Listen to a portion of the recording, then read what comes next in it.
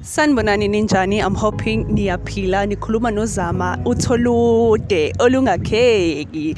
UZama lo waKaNgcobo. I'm hoping niye nangibona phambilini bekine-show yami la kwiNtuzuma TV kusizo lwami. Yes, ngilitholile usizo, ngithi angibonge lapho and ngithe ngihamba ngagcina futhi sengithole i-parts la kwiNtuzuma TV yangicela ukuthi kube yimi engirepresentayo for ama-shows ayo. Senizohlala ngibona njengoba ningibona namhlanje sivakashele uLindelani noPhiwe Kuhle basiphathele izinto ezimnandi about i-organization yabo. Bazositshela okuningi, okunye kuzoyisiza i-youth, okunye kuzosiza abanye emakhaya, and uma ningahlala la nisilalele ukuthi siphetheni namhlanje, siphethe uSweet Water omnandi onambithekayo. Ngiyabonga.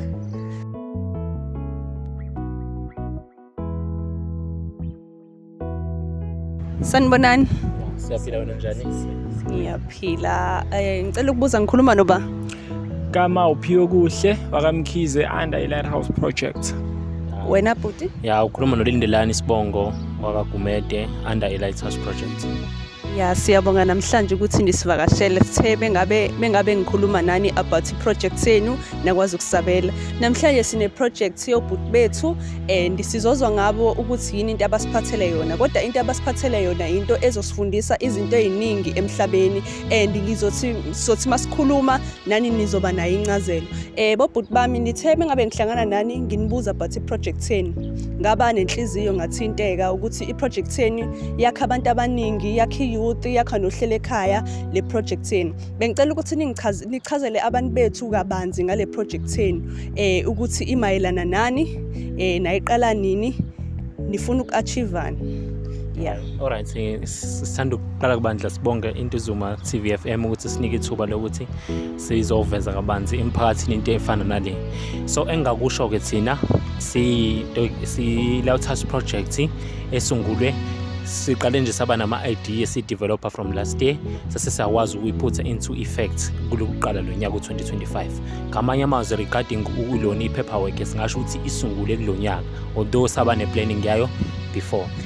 Engakusho-ke nge-Lighthouse Project lesithi silethela namhlanje ukuthi i-non-profitable organization ezosiza, ezolekelela ugovernment, ezolekelela abantu, because ethi focus ku-youth development. Mesithi youth development siyazi ukuthi misikhuluma youth sikhuluma ngabantu from age of 18 to almost to 35 according to imithetho yakhona. Into yethu-ke lana-ke si-organization ekuthiwa idila nento ey'ningi futhi emalti. Idila mhlampe for example engakusho mhlampe idila nokuthi iletha ama-sports event kuthiwa ama-societies, njengoba siphuma kuma-societies at disadvantage, and futhi ukuqhubeka kwayo ifike isize nama-students, special students including nama-learners from ama-high school lapha kwa-Department of Basic Education. Yabo, ngakho-ke thina sifuna ukuzopromote ukuthi i-youth ibe ne-direction towards a certain place. Yabo, noma-ke i-organization yethu izo-offer something that is very much unique from amanye ama-organization. For example, so far sikwenzile regarding to ukuveza i-unique ukuthi when it comes to sirane program through ama-learners ukuthi asorana ukuthi sizofocus kakhulu ko-matric kanje, even nama-class anje grade 10 no grade 11. Okay, regarding to amanye ama-event-ke nje sibalile ukuthi njengama-sports and event, namanye njengokuthi ama-drug abuse and awareness, siphinde sikhulume futhi mhlawumbe ngale nto ethiwa i-gender-based violence. Siyazi ukuthi it is a well-known subject kule situation sikuyona, because iningi abantu aba-affectekayo. Singeke sifocus kakhulu le nto kuthiwa mhlawumbe women and children, but sibuye si-extend towards ama-mens lawa aledele ukuthi isimo in the situation manje.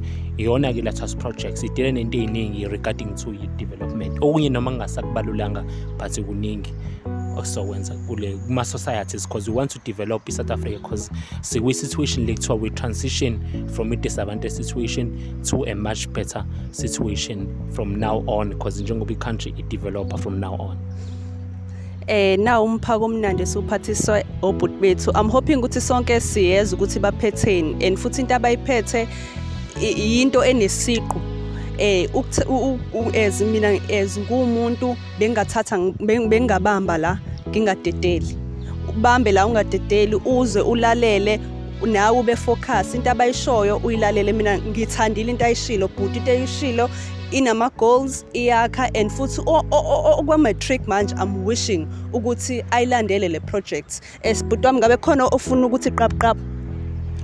Yeah, mhlawumbe sengaku-emphasize ukuthi i-youth ngempela bafowethu mangase kuthiwa ngempela iyakwazi ukuthi wonke ama-goals lokhu ama-missions enziwa i-Lighthouse Project ikwazi ukuthi ibandakanye nayo, ngakwazi ukuthi besendaweni la, because even i-South Africa yonke iyasizakala, because manje mangabe i-youth since kuyiyona ikusasa lesizwe ikwazile ukuthi ibe right academically nangokudevelopeka ngokwempilo, kusho ukuthi-ke vele i-South Africa izoba nama-entrepreneurs amaningi, because we promote that, sipromotha izinto ey'ningi. Kusho ukuthi-ke nje i-South Africa isezandleni e-right if izokwazi ukuthi isi-track si-Lighthouse Projects kuyona into esiyenza, ikwazi nanokuthi i-assist everything. But nje enikuzwile bafowethu kuyikona, we Lighthouse Projects, we bring light to the world. Waze wakhuluma kahle, and ngiyathanda ukuthi abalalele abaphezulu einkampanini einhlobonhlobo, ngingathanda ukuthi kube nesandla abasifakayo kobhuti bethu, because into abayiphethe yinhle. Khona le part ayishilo ubhuti wami ukuthi they are dealing with abantu abahlukunyezwayo, nokuthi bazama ukunqanda isimo sama-drugs. Yes, ama-drugs alibhubhisile izwe. Abafowethu obhuti bethu nathi siyabona ukuthi linjani izwe. Bengingathanda ukuthi ongaphezulu or olalelile or le video efikile kuyena abasize obhuti bami. Bobhuti bami ngicela uma ukuba nombuzo la. Le project eniyiqale nini? I-project ukuthi sibe nawo ama-programs esiwaranayo without iphepha siyiqale from last year. Nanokuyidiscuss ukuthi izokwazi ukuthi ibe kanjani. Sabe siqala nezinto ezincane besikaze si-assista iy'ngane ngokuthi siyisize ngokuyi-applyela nokuthi siyi-direct kuma-careers a-right, but ukuthi sibe nephepha eliphathekayo it's this year la sesiqala khona. Sesinento ukuthi ngoba uhulumeni sike sidinge nathi ukuthi abuye sa-assist, because kube khona i-stationary esizodingakala. So asinawo manje ukuthi sikwazi ukuthi iy'ngane siyi-assist, sigcine ingane siyishiye endleleni ibe disappointed. So sabo sibe nayo into eyiphepha esokwazi nongoze ngayo. So iphepha laba legal kulo nyaka ukuthi sibe nento ke nathi esiyiproducayo-ke kuhulumeni kuwona-ke u-2025. Okay, bobhuti bami ngicela ukubuza okunye. Ubone uma wenza into like ngiyalinganisa ufuna ukwenza ibhizinisi, uba nepassion ukuthi kuze ngwenze le bhizinisi khona into eyangigqugquzela. Ngicela ukuthi nami ningimotivate. Yini eyenza ukuthi nenze le bhizinisi, yini eyakugqugquzela? Into engayisho mina to be specific esingazisho ukuthi into idala ukuthi sigcina sinento esithiwa i-Lighthouse Projects. Nathi siphuma kuma-societies a-disadvantage whereby sithola ukuthi abantu abaningi ba-unemployed, abantu abaningi bahlela bayitholanga iy'kole, abantu abaningi bama-situation akanje. Leyo nto sabona ukuthi kuma-societies esiphuma ngakuwona, because mesidiscussa besingave sikhuluma nge-society esiphuma kuyona kuphela, even nakwabanye indawo, yabo. Sase siyabona ukuthi okay, ukuze la bantu sizokwazi ukubasiza, ngakuhle ukuthi sifike nento kanje esizokwazi ukuthi sikwazi thina ukuthi sispreade, sibuye ingabi limited mhlawumbe to urban areas, ibe more to focus kulama disadvantaged society, njengabantu akuthiwa baphuma ku-quartile 3. For example, ku-quartile 3 sikhuluma ngabantu abaqhamuka from ama-societies lawa ama-rural areas, yabo. Nanokuthi-ke abanye bethu besiphuma emakhaya sithola ukuthi imesikhuluma ney'ngane noma abantu bathi asibi nama-event la ngasekhaya, asithole usizo, so we end up senza imisebenzi lobona ukuthi i-very complex, kanti kule simo sekusona impilo siyakwazi ukuthi uyi-operate ngendlela esmart nangendlela ezoba more lula, njengoba siku-economy yamanje sinento ekuthiwa i-4th industrial revolution. Abaziyo-ke bayazi i-4th industrial revolution i-situation whereby i-world is operating under through i-online or technologically advanced situation, yabo. Sesisukile from ko-first industrial la kuthiwa khona sasenza ama-implantation.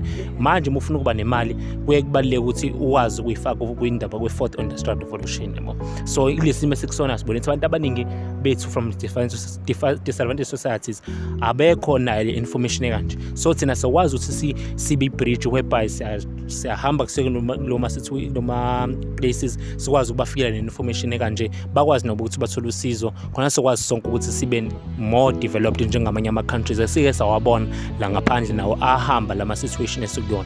As futhi njengoba sazi siyakwazi ukuthi si-introduce ey'nganeni mekuthi i-economy yethu siyabothi iyanyuka from i-revolution ekhona, ukuthi okay sesiyamanje kwi-situation whereby izinto ey'ningi awusakwazi ukuthi usungazi usebenze ku-street ey'ndaweni, usukwazi ukusebenza ekhaya kanjani. So bese siyakwazi ukuthi le project le ikwazi ukuthi ibasiza abantu regarding lokho. So wonke lama situation okanye lama factors lawa esithi ama pushing factors according to ama geographers or any studies, iwona ke lama push factors na asilidela ukuthi sigcine sesikwazi ukwenza into kanje. Ukubona abantu abaningi bezokwazi ukuthi bathole information kanje. Siyazi ukuthi somewhere somehow akhona ama organization akanje, but yethu sithandile ukuthi si-strengthenishe ukuthi most of the time siyakwazi utravel. If somebody ofuna usizo somewhere, siyazi okay thina siyalinka to lowo muntu senze njalo mase siyakwazi ukureach to that particular area, mase siyakwazi. Iyona reason yonke ke dala ukuthi sibe nento ethiwa umuzi ukhanya ngezulu, into ethiwa Lighthouse Project. Bobhuti bami kunombuzo engicela ukubuza since niqale le project ngabo bani ensenibahambele nabasiza ikephi ikole, bengicela ukuthi ningibalele ikole usho ukuthi nisizephi nasizaphi. Alright, okay. Engakusho ukuthi so far into esibe sisayisungulile futhi esinayo idocument yakhona sesibhalile bese rana ilona iprogram under Lighthouse Project ebizwa ngokuthiwa i-Career Assurance and Awareness. Ngamanye amazwi ebibhest ukuthi ingane za grade 11 and grade 12 sinika information ukuthi not ukuthi siyabatsha go and apply. We besifike lapha sibreak each course deep usisho ukuthi okay le course yenzani and isiza kiphi. And into besisho besi-expose ama-cause lawa demanding ngoba kule situation economy sikuyona ayisadinga uvele usuke la yenza into obona ukuthi uyakwazi ukuphumelela ngayo without ukuthi ufanele uzuthole i-qualification. Siyasenza ama-example nje ukuthi mhlampe ukuba i-musician sometimes siyasibona lokuthi akusizi ukuthi ube deeper kuyona uzuyenza i-qualification ekubeni you can even open your own website ngabe TikTok or what ube musician and then musuthola ama-followers after usuthola ama-followers then musuyaphumelela. Sike samenshina ama-cause to anjengokuthi mhlampe i-economics, i-accounting, i-bachelor of laws and so forth la amanye nje abaningi njengo-supply chain, statistics namanye aka-humanities regarding to that.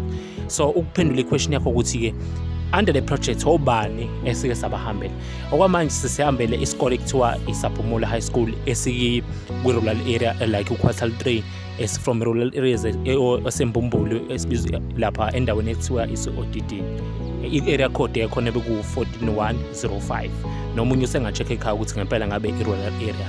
Laphayana-ke sifike saletha le program leyade ngiyichaza ukuthi idila nani. Sifikile sa-assist ingane sahlukaniselana ama-cause through our colleague bami ukuthi okay wena uzosiza lezi ngane mhlawumbe ukhulume ngalesi stream, for example commerce, wena ukhulume nge-humanities, wena ukhulume mhlawumbe ngo-physics. So sitheme sifika laphayana-ke sesiyakwazi ukuchazela ingane ukuthi okay these are the causes, yiziphi izinto ozenzayo and how you should go applying for them. And sasiba nje ukuthi okay be careful of these causes because lawa azokwenza ukuthi ugcina ubuyele ekhaya usugraduate after 4 years or 3 years uhlale ekhaya ugcina ungawuthola umsebenzi. So sesitshela ukuthi okay ingane kubalekile ukuthi wenze 1 2 3 4 uwenze lokho sikushoyo.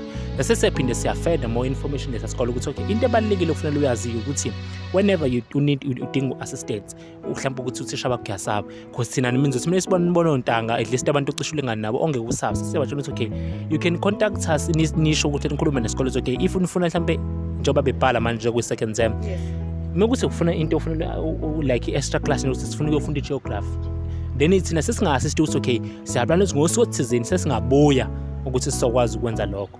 Saphinde-ke sathatha ama-contactors lezi ngane sathatha ngisho ne-contacts othisha omkhulu ukuthi si-communicate nabo regarding assistance nanokuthi ama-group create ama-group yabo.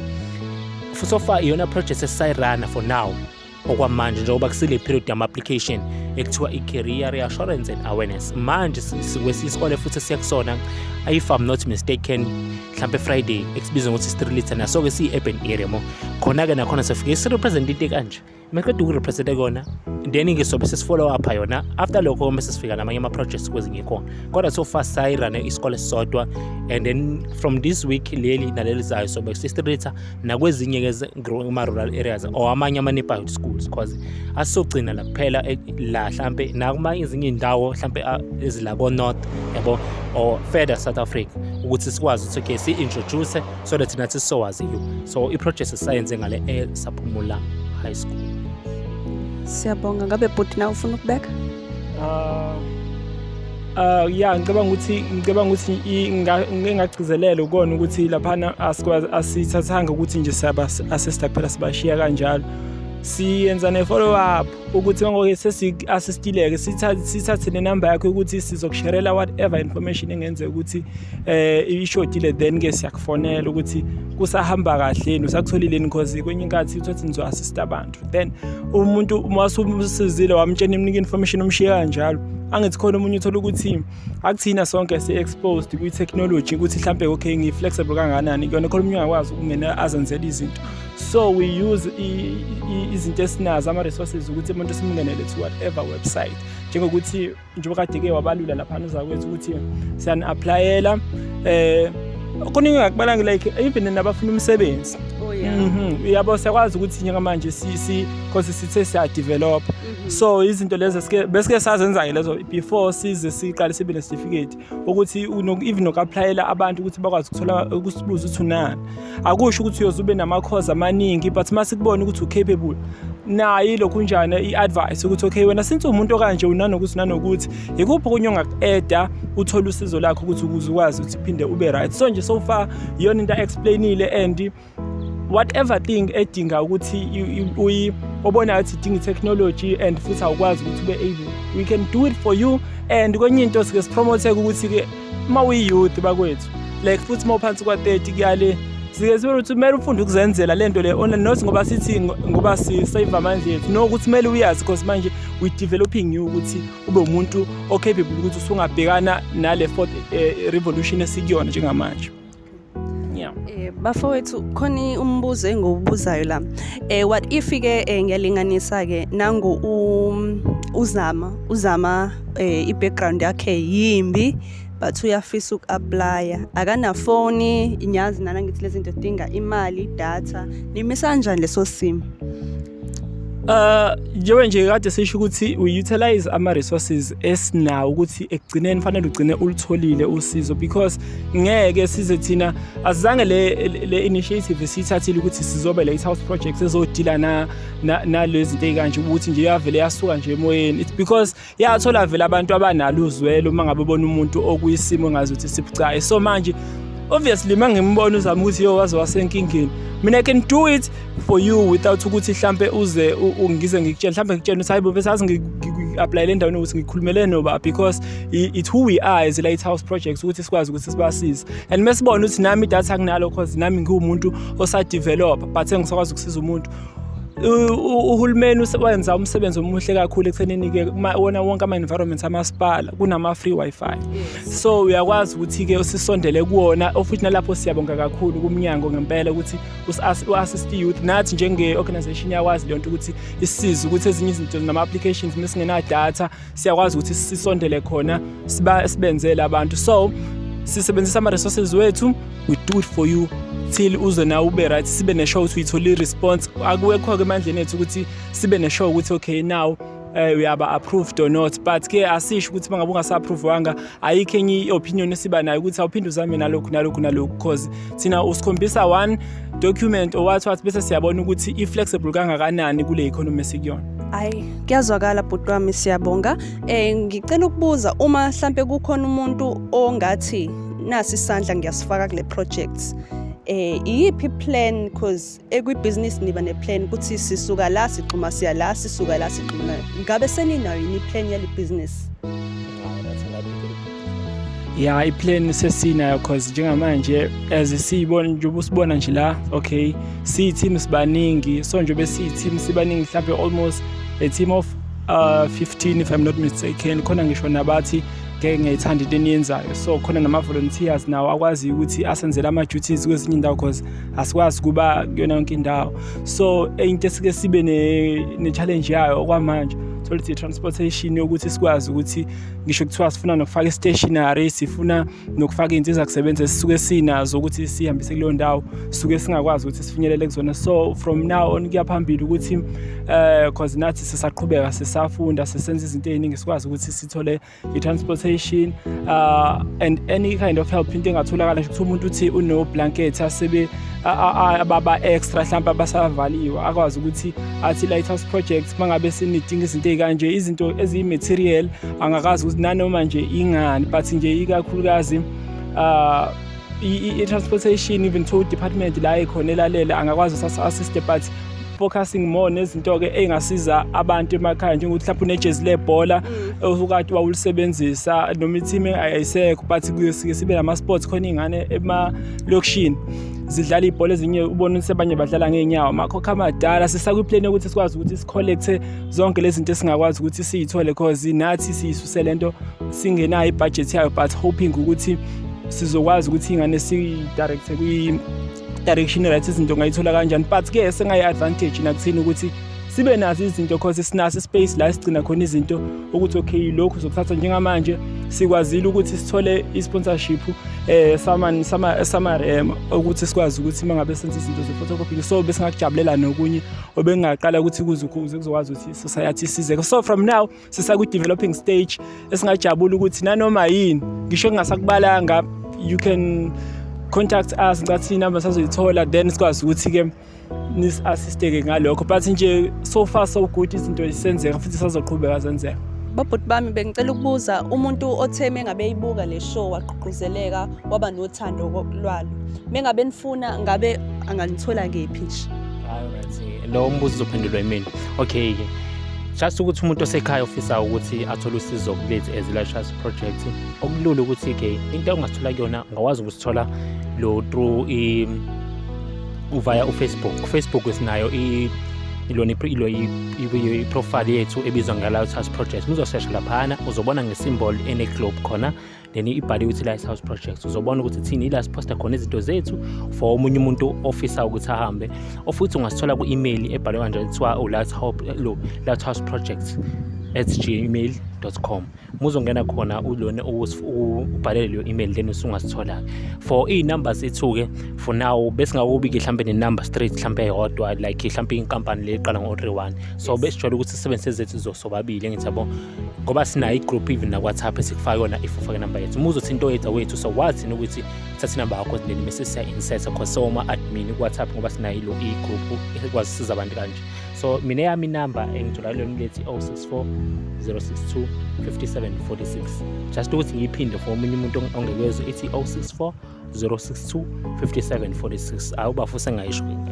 Okay, eyami inumber engitholakala kuyona 068 724 9735 ngicela uku-emphasize ukuthi sizoyivula abafowethu i-WhatsApp channel very soon ukuze nizokwazi ukuthi nisithole yonke indawo and besisanama-meeting ukuthi-ke no-TikTok because bakwethu everybody manje segcwele ku-TikTok ila ku-access kakhona izinto ey'ningi since sisakwi-developing stage nathi as a-organization sisazotholakala nje ku-TikTok uzobona kanjani ukuthi sifikileke ku-TikTok ngokuthi-ke ube kanye nathi laphaya on Facebook ephejini uphinde ube kunye nathi laphaya on WhatsApp so cela usitrace uzosifica kuyona yonke le ndawo sizolokhu esikhula nje Instagram Twitter sambe siye nalapha la sokwazi ukuthi sifinyelele kuona wonke umuntu ngoba wonke umuntu uyi-responsibility yethu if edinga thina.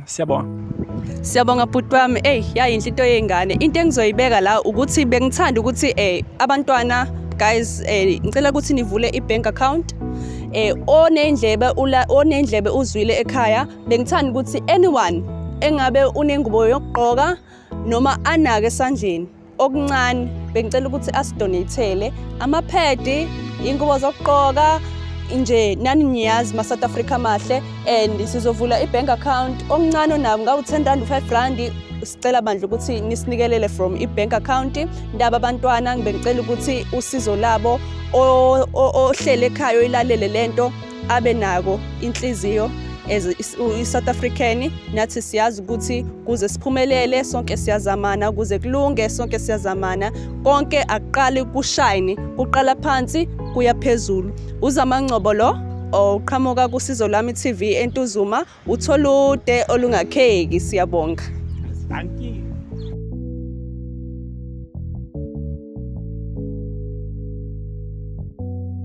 Sanibona balalele emakhaya nikhuluma noZamangcobo uMafuze intombende engakheki balaleli siyabonga sesiphethile uhlelo la namhlanje njengoba kade sine lot of word ikhuluma about ukuthi iproject yabo benza kanjani basiza ingane emakhaya ebesicela ukuthi uma usekhaya ulalele ulifune losizo njengoba ubazwile ukuthi bayatholakala epage labo ku Facebook bazophinda futhi batholakale ko WhatsApp nenamba zabo bayishilo and ngiyathanda ukuthi uma usekhaya izwile lento nendlebe ende elalelayo ubathinte. Siyabonga eziNtuzuma TV ukuthi basibhalelile, sasabela nabo basabela, sayenza le show kwahlangana konke kwawumshini kwahambeka. Siyathanda ukuthi futhi uma usekhaya ngabe khona udaba olubuhlungu noma udaba ofuna ukuthi silazi as South Africa, or you have a business ofuna ukuthi siphakamisa, ngicela ukuthi usithinte kwiNtuzuma TV. Uzosithola ku Facebook, sikhona na ku TikTok. Usibhalele, ungasabi ukusibhalela thina uma usibiza sumabiza besabele. Akukuningi engizokusho namhlanje. I want to say ngithanda nonke iSouth Africa, ngithanda nyanyani Ntuzuma TV. We inspired.